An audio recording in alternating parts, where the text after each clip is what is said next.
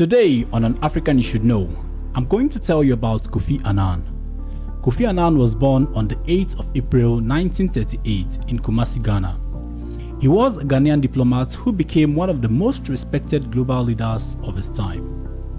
Kofi Annan is known for serving as the 7th Secretary General of the United Nations from 1997 to 2006, promoting peace, human rights and development around the world, playing a key role in resolving international conflicts and humanitarian crises, winning the Nobel Peace Prize in 2001, and advocating for better global cooperation and accountability.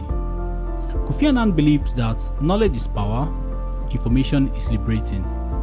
He dedicated his life to making the world more peaceful, fair, and united. Kofi Annan showed that leadership is not about power, but about service, integrity, and responsibility. He remains one of Africa's greatest voices in global diplomacy and peace building. He is an African you should know. An African You Should Know is written and produced at TechSpot.